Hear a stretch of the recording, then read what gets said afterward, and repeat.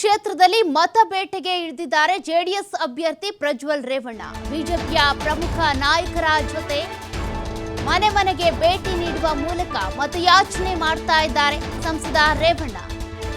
RSS ಕಾರ್ಯಾಲಯಕ್ಕೂ ಭೇಟಿ ನೀಡಿ ಚರ್ಚೆ ಮಾಡ್ತಿದ್ದಾರೆ ಪ್ರಜ್ವಲ್ ರೇವಣ್ಣ.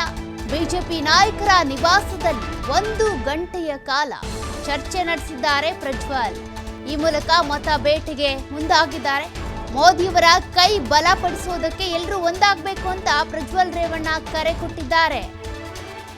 ಈ ಮೂಲಕ ತಮ್ಮ ಅಭ್ಯರ್ಥಿಯ ಅಸ್ತಿತ್ವ ಅಂದ್ರೆ ತಾವೀಗ ಅಭ್ಯರ್ಥಿಯ ಕಣಕ್ಕಿಳಿದಿದ್ದಾರೆ ಒಂದ್ ಕಡೆ, ಅದೇ ರೀತಿಯಾಗಿ ಮೋದಿಯವರ ಕೈಯನ್ನ ಬಲಪಡಿಸಬೇಕು ಅನ್ನುವಂತ ಕರೆ. ಇದರ ಜೊತೆಗೆ ಮತಯಾಚನೆಗೆ ಮುಂದಾಗ್ತಾ ಇದ್ದಾರೆ.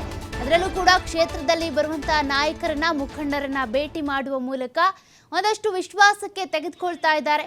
ಮುಖಂಡರನ್ನ ವಿಶ್ವಾಸಕ್ಕೆ ತೆಗೆದುಕೊಂಡು ಅದೇ ರೀತಿಯಾಗಿ ಬಿಜೆಪಿ ಜೆಡಿಎಸ್ ಮೈತ್ರಿ ಆಗಿರೋದ್ರಿಂದ ಕಾರ್ಯಕರ್ತರನ್ನ ಕೂಡ ವಿಶ್ವಾಸಕ್ಕೆ ತೆಗೆದುಕೊಳ್ತಾ ಇದ್ದಾರೆ. ಮನೆಗೂ ಕೂಡ ಭೇಟಿ ಮಾಡಿರುವಂಥದ್ದು, ಜೊತೆಗೆ RSS ನ ಪ್ರಮುಖ ಲೀಡರ್ಗಳಿದ್ದಾರೆ, ಅವರನ್ನು ಕೂಡ ಭೇಟಿ ಮಾಡಿರುವಂಥದ್ದು. ನಮ್ಮ ಜೊತೆ ಪ್ರಜ್ವಲ್ ರೇವಣ್ಣ ಇದ್ದಾರೆ. ಸರ್, ಈಗ ಇವತ್ತು ಬೆಳಿಗ್ಗೆಯಿಂದಲೂ ಕೂಡ ಸಾಕಷ್ಟು ಲೀಡರ್ಗಳ ಮನೆಗೆ ಭೇಟಿ ಮಾಡ್ತಾ ಇದ್ರಿ, ಹೇಗಿದೆ ಸರ್ ರೆಸ್ಪಾನ್ಸ್? ಭಾಳ ಚೆನ್ನಾಗಿದೆ ಸರ್, ಭಾಳ ಸಂತೋಷ ಆಗುತ್ತೆ.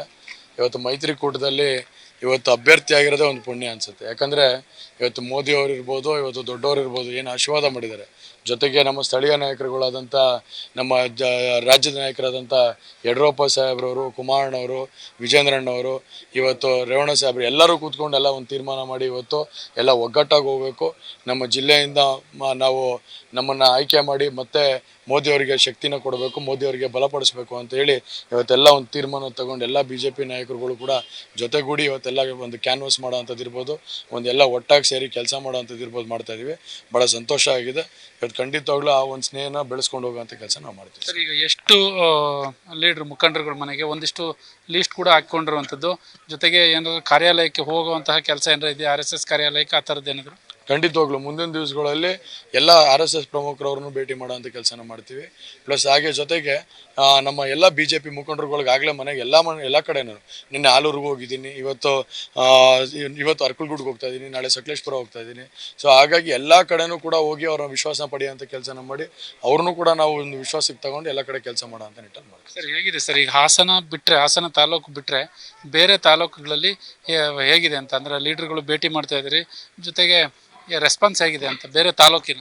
ಸರ್, ಎಲ್ಲರೂ ಪ್ರತಿಯೊಬ್ಬರು ಹೇಳೋದು ಇಷ್ಟೇ ಸರ್, ನಾವು BJP ಮುಖಂಡರುಗಳು ಮನೆಗೆ ಹೋದಂಥ ಸಂದರ್ಭದಲ್ಲಿ ಒಂದು ವಿಶ್ವಾಸ ಏನು ವ್ಯಕ್ತಪಡಿಸ್ತಾರೆ, ನೀವು ಆಯ್ಕೆಯಾಗಿ ಬರಲೇಬೇಕು, ನಾವು ಮೋದಿ ಅವ್ರಿಗೆ ಓಟ್ ಹಾಕ್ತೀವಿ, ಹಾಗಾಗಿ ಮೋದಿ ಅವ್ರ ಮುಖಾಂತರ ನೀವು MP ಆಗೇ ಆಗ್ತೀರಾ, ಖಂಡಿತವಾಗ್ಲೂ ನಾವೆಲ್ಲರೂ ಕೂಡ ನಿಮ್ಗೆ ಜಯಶೀಲರಾಗಿ ಮಾಡ್ತೀವಿ ಅನ್ನೋ ಒಂದು ಅದ್ಭುತವಾದಂಥ ರೆಸ್ಪಾನ್ಸು. ಪ್ಲಸ್ ಜೊತೆಗೆ ಎಲ್ಲರೂ ಕೂಡ ನಮ್ಮಲ್ಲೇ ವಿಶ್ವಾಸ ಮೂಡಿಸೋಂಥ ಕೆಲಸನ ಇವತ್ತು BJP ಮುಖಂಡರುಗಳು ಮಾಡ್ತಿದ್ದಾರೆ.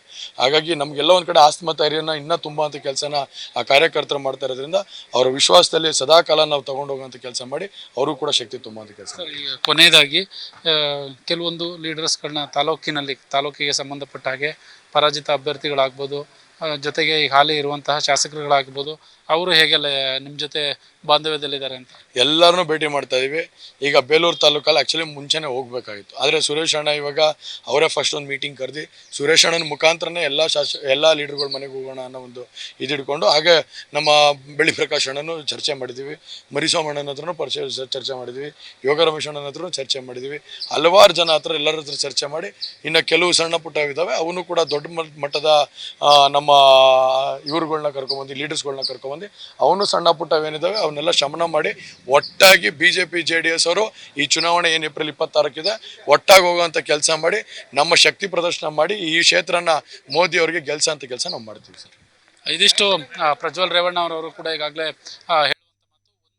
ಅಂದರೆ 26ನೇ ತಾರೀಕು ಚುನಾವಣೆ ಏನಿದೆ, ಆ ಚುನಾವಣೆಗೆ ಎಲ್ಲರನ್ನೂ ಕೂಡ ಚುನಾವಣೆ ನಡೆಯೋ ಹೊತ್ತಿಗೆ ಎಲ್ಲರನ್ನೂ ಕೂಡ ಭೇಟಿ ಮಾಡ್ತೀವಿ, ಜೊತೆಗೆ ನಮಗೆ ಎಲ್ಲರೂ ಕೂಡ ಈಗಾಗಲೇ ಸಹಮತವನ್ನು ಕೂಡ ವ್ಯಕ್ತಪಡಿಸ್ತಾ ಇದ್ದಾರೆ ಅನ್ನುವ ಮಾತನ್ನು ಕೂಡ ಹೇಳಿರುವಂಥದ್ದು. ಕ್ಯಾಮ್ರಾ ಪರ್ಸನ್ ಕಿಶೋರ್ ಜೊತೆ ಪ್ರಕಾಶ್, TV5 ಹಾಸನ.